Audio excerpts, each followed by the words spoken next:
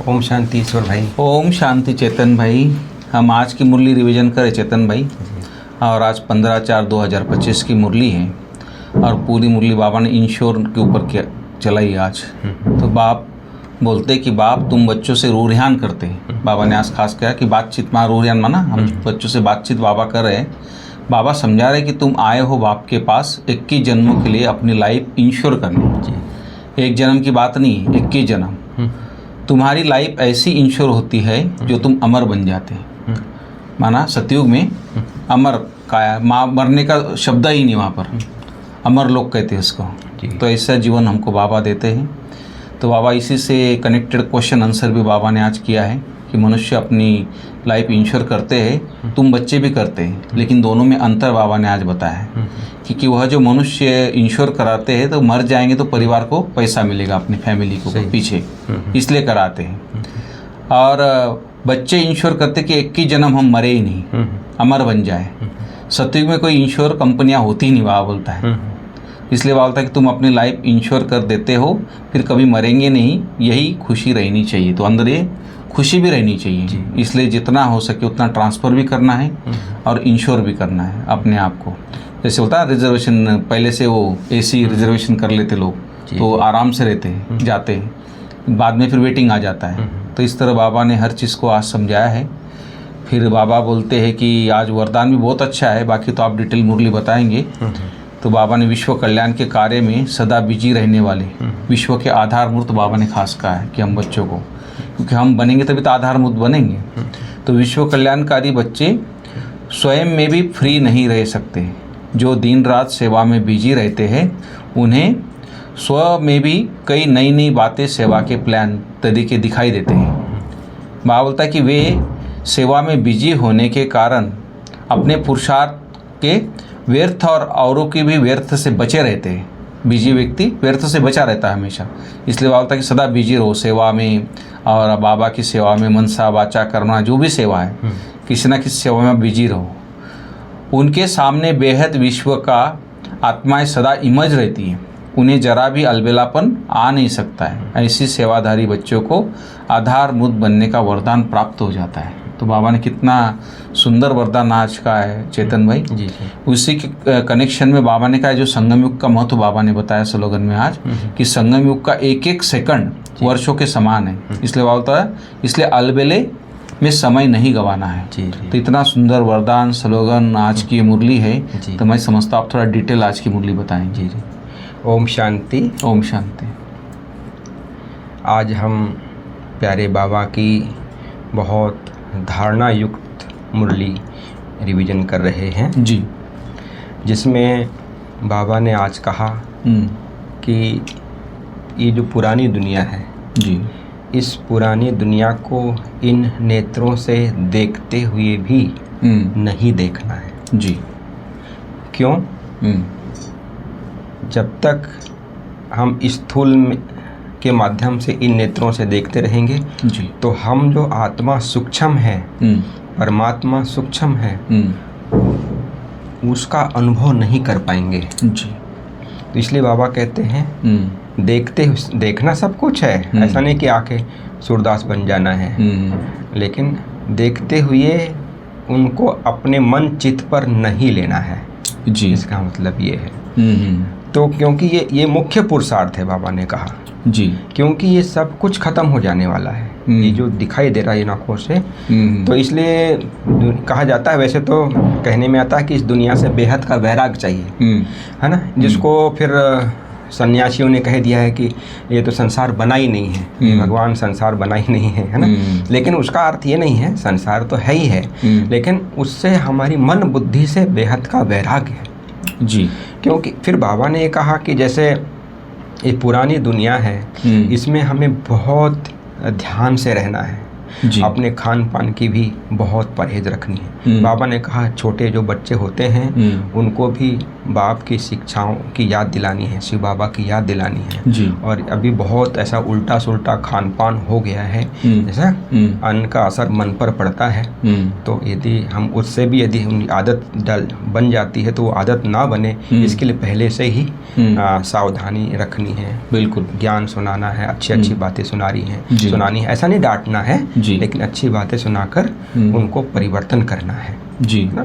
और फिर बाबा ने कहा ये पुरानी दुनिया है, माना धारणा की विषय देखो, आज बाबा मतलब ज्ञान, योग, सेवा, धारणा, है ना जी, चारों विषय पर हम बच्चों को समझाए। तो धारणा की बात हम जो कर रहे हैं आज बाबा की मुरली में कहा है, क्योंकि इस दुनिया में संग दोष बहुत है। केवल अन्य आत्माओं का संग नहीं, माना सोशल मीडिया का भी संग दोष बहुत है ना। आँखों के माध्यम से, कान के माध्यम से, है ना, दूसरों के दोस्ती के माध्यम से, है ना, रास्ते चलते कुछ देखते हैं लेकिन उसको हम पॉजिटिव रूप में देखें, है ना। तो ये बातें, तो संग दोष बहुत ही बाबा ने कहा गंदा है, क्योंकि संग दोष तारे कुसंग बोरे, है ना। तो बाबा कहते हैं हम संग दोष से भी बचना है, बिल्कुल, और अच्छी रीति, अच्छी बातों को धारण करना है जी। और यदि बाप की याद है और हमारे में धारणा है तो बाबा ने कहा उनके चेहरे से ही पता चल जाता है कि ये आत्मा कितनी धारणा कर रही है जी। फिर आज बाबा ने जो योग और प्लस आत्मा का जोड़ लो जी, है ना जी। योग की बातें बाबा ने कही, माना जो इतना परमात्मा, हम बच्चों को इतना मीठे मीठे बच्चे कहते हैं, इतनी अच्छी अच्छी बातें सुनाते हैं, सत्युग की दुनिया में ले जाने की बातें सुनाते हैं, पति से पावन बनाने की बात, इतना स्वीट बाबा, उनको बहुत प्यार से याद करना चाहिए। फिर भी बाबा ने कहा कि माया के विघ्न बहुत आते हैं इसमें, इसलिए बाबा कहते हैं मुख्य बात है मन मनाभो, अपने को आत्मा समझ, मुझ परमात्मा को याद करना, ये इस ज्ञान का पूरा मुख्य बात है जी, योग का।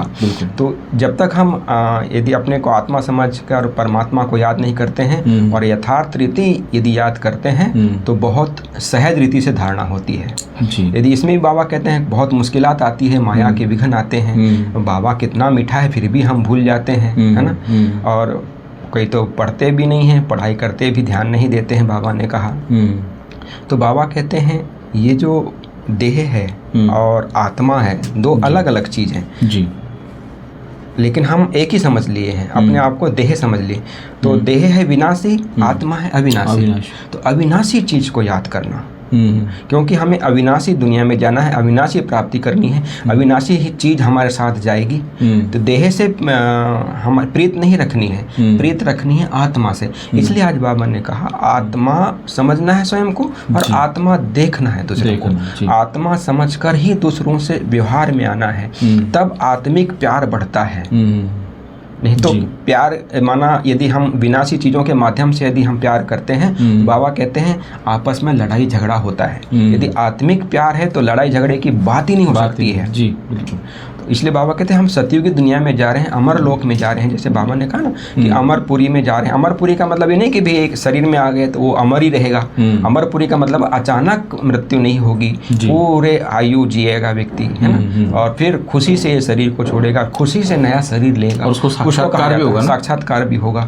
ऐसा बात, इसको अमरपुरी कहा जाता है। अमरपुरी का मतलब ये नहीं कि सतयुग की दुनिया है तो सदाई सतयुग की दुनिया रहेगी, परिवर्तनशील है ही है ये जी, बिल्कुल सही है। तो आत्मा की अवस्था यदि बनानी है अपने को, तो बाबा ने कहा ये जो प्रैक्टिस है आत्मा की वो बहुत ज़रूरी है। यदि मैं आत्मा हूँ और अपने को भी आत्मा समझ कर अपने भाई को मैं अपना परमात्मा का संदेश सुना रही हूँ, यदि ये हमारी याद रहता है और बाप की याद रहती है तो विकर्म विनाश होते हैं। बिल्कुल सही। और खुद को भी माना आत्मा समझना है, उनको भी आत्मा समझेंगे, यही आदत पक्की हो जाएगी तो बाबा कहते हैं हमारा पुरुषार्थ बहुत आगे बढ़ जाएगा। और बाबा कहते हैं यही गुप्त मेहनत हमें करनी है, क्योंकि गुप्त पढ़ाई है, गुप्त प्राप्ति है, सब कुछ दिखाई देने वाला नहीं है, स्थूल नहीं है यहाँ पर कुछ जी, कोई स्थूल बात की बात नहीं यहाँ पर।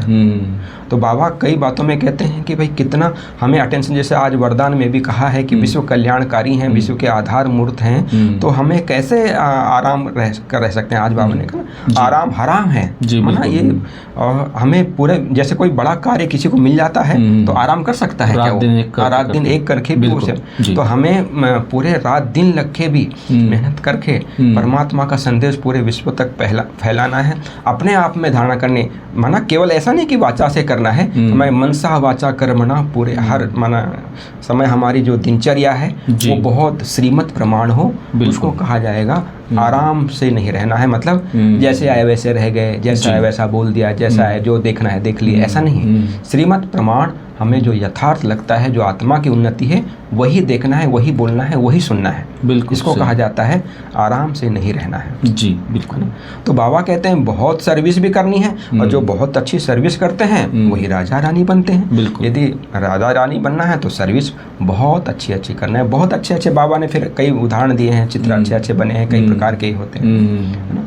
फिर बाबा ने आज बहुत अच्छी अच्छी बातें हम बच्चों को अमरपुरी के बारे में बताई है। रूहानी बाप जो रूहानी हम बच्चों को सुनाते हैं, बाहर की आत्माओं से बात नहीं करते हैं, क्योंकि वो बेचारे जानते नहीं परमात्मा को, कैसे जान सकते हैं। फिर बाबा ने आज कहा गंधर्व विवाह के बारे में भी कहते हैं, कोई गंदी दृष्टि होती है क्योंकि देह भान है, तो इस कारण से किसी देह से प्यार हो जाता है तो समझते हैं कि भाई यहाँ का अच्छा नियम है कि गंधर्व विवाह करेंगे, लेकिन बाबा ने कहा बहुत माया आती है ना इसमें, और परिवार वालों को भी बहुत खबरदार रहना चाहिए। ऐसा होता नहीं है, बहुत रेयर बाबा। वो तो बाबा ने बोला था ना गंधर्व इसलिए क्या था कुछ लोगों का बाबा ने, क्योंकि वो बंधन में थे आत्माएं, उनको बचाने के लिए। लेकिन अभी वो बहाना वो किया जाता है ना कि बाबा ने बचा रहे हैं, और बाबा ने जिनका कराया वो शुरू से अलग हो गए, शादी करके सेंटरों पे चले गए, तो वो लोग बड़ी बड़ी दादियां बन गई अपने जीवन। इसलिए बाबा कहते हैं ये गंधर्व विवाह करना और पवित्र रहना कोई मासी का घर नहीं है। जी जी। इसमें कायदे से बाबा ने कहा यहाँ भी ऐसी सभा बाद में हो जाएगी कि भी कायदे से सभा लगे,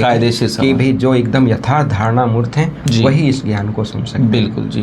तो ये बाबा की ये मुरली बहुत धारणा वाली है जी, आत्म अभिमानी बनने की मुरली है जी। बाबा की याद से पूरे विश्व को परिवर्तन करने का हम आधार मूर्त आत्माएं हैं। हम आराम हराम है, आराम नहीं कर सकते हैं, कैसे भी रह लिए, कैसे भी जी लिए, ये बात नहीं है।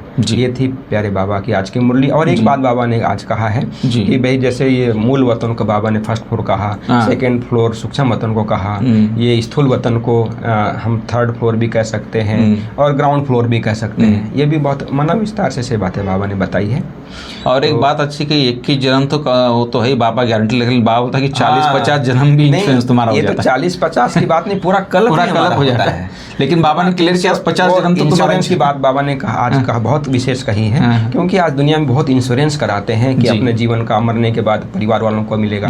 बाबा कहते हैं हम जो इंश्योरेंस करते हैं, हमारा तन मन धन जन संबंध सब कुछ जो इंश्योर होता है वो पूरे कल्प के लिए हो जाता है। परमात्मा पूरे कल्प के लिए हमको इतना धन धान्य से हेल्थ से सब भरपूर कर देते हैं कि कोई किसी प्रकार की कमी नहीं हो सकती। और पदम गुना मिलता है, उसमें कितना मिलेगा, कितना परसेंट मिलेगा, इसमें पदम गुना बाबा देते हैं। तो ये कंपेयर बाबा ने आज किया है जी। ये प्यारे बाबा की आज की मुरली। ओम शांति। ओम शांति चेतन भाई, थैंक यू, बहुत बहुत धन्यवाद।